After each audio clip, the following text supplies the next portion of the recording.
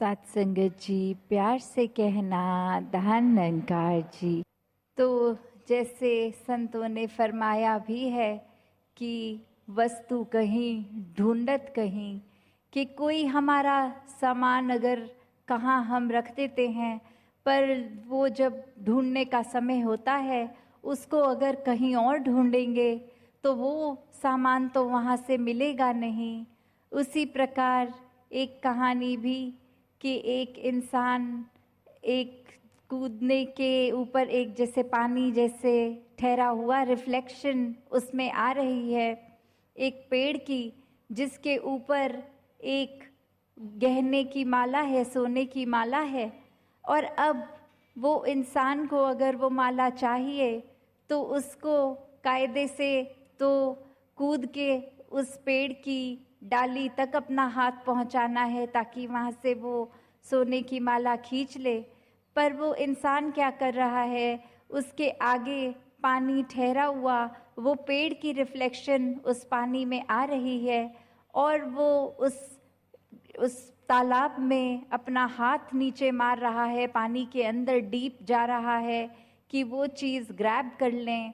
और वो चीज़ जैसे ही उसका हाथ लग रहा है तो वो पानी के रिपल्स की वजह से वो क्लियर भी उसको नहीं दिख रही। वो और परेशान हो रहा है कि जब मैं हाथ नहीं डालता तब तो पानी में वो सोने की माला दिख रही है और जैसे ही मैं डालता हूँ मेरे हाथ नहीं आ पा रही। तो बात वही कि वो तो पेड़ के ऊपर टंगी है, वो पानी में सिर्फ उसकी रिफ्लेक्शन आ रही है, उसको पानी में ढूंढने से वो सामान नहीं मिलेगा।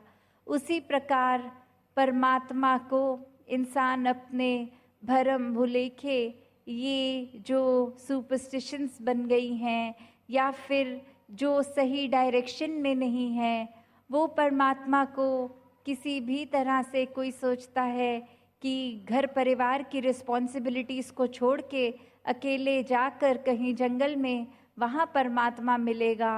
अगर ऐसा ही होता तो जंगल में तो अनेक जानवर होते हैं, उनको हमसे पहले मिल जाता।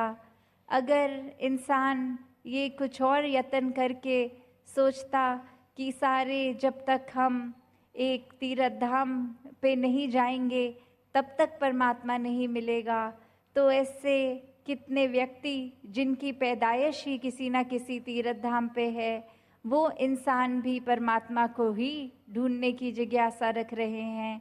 तो बात वही कि परमात्मा की प्राप्ति के लिए हमें कोई विशेष जगह पे जन्म नहीं लेने की ज़रूरत, हमें किसी एक स्पेसिफिक जगह की बोली भाषा नहीं बोलने की ज़रूरत।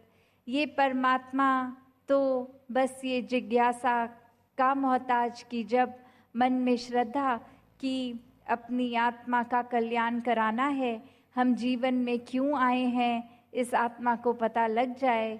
इतनी योनियों में शरीर बदलते बदलते ये आत्मा भी एक अपने आप को शरीर जो मान चुकी है, उसको अपना असली आइडेंटिटी एक पता लग जाए, तो कैसे ये आत्मा को फिर परमात्मा की पहचान इस ब्रह्म ज्ञान द्वारा ये कहीं भी हो सकती है।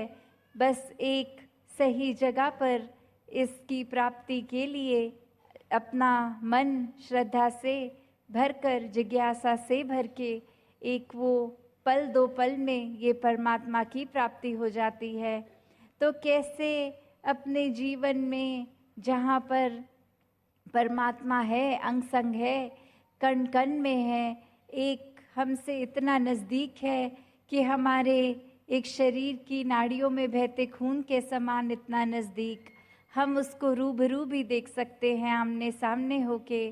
तो ऐसा परमात्मा जो हर जगह है, उसको कोई कहीं बता देता है कि वो तो ऊपर है, वो तो यहाँ है, वो तो इधर है।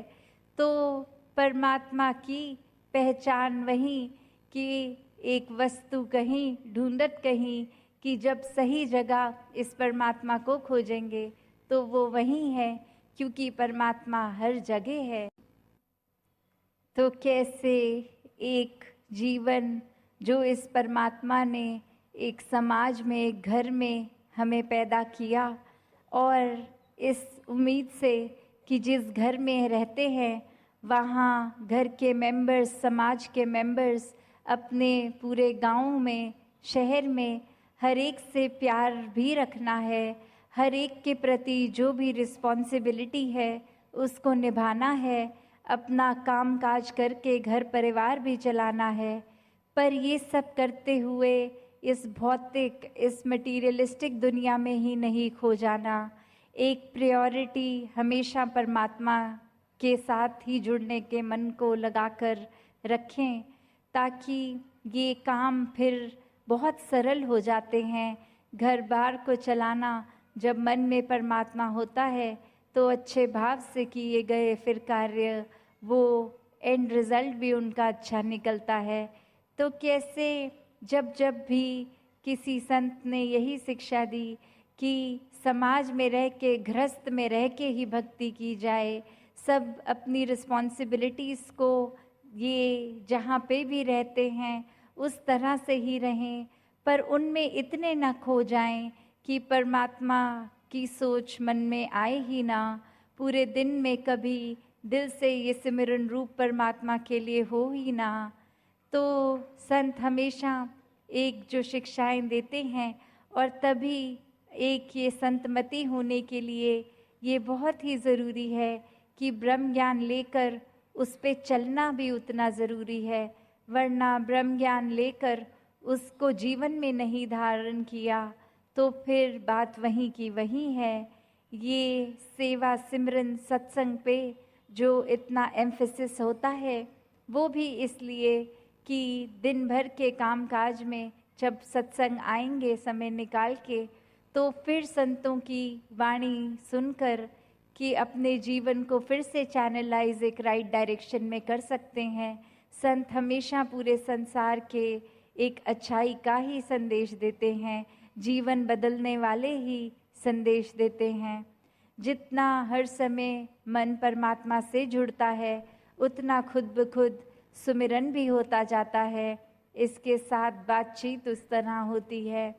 तो कैसे ये सेवा का भाव भी कि सिर्फ कुछ जान पहचान के व्यक्तियों के लिए कुछ कर देना ही सेवा नहीं है। पूरे संसार के लिए उपस्थित रहना, अपने आप को अवेलेबल रखना, मन से इस परमात्मा को बिठाकर जब पूरे संसार या किसी एक व्यक्ति के लिए भी जो सेवा भाव होता है उसमें अपनी इच्छा नहीं होती, वो मन का समर्पित भाव होता है कि ये परमात्मा ने जो क्षमता दी है उसी के अनुसार ये सेवा भी करनी फिर संभव हो जाती है। तो दातार कृपा करे हर कोई सेवा सुमिरन सत्संग करते हुए अपने जीवन को भक्तिमय, आनंदमय, एक पूर्ण विश्वास के साथ ही जीते जाए। सात संगत जी, धन निरंकार जी।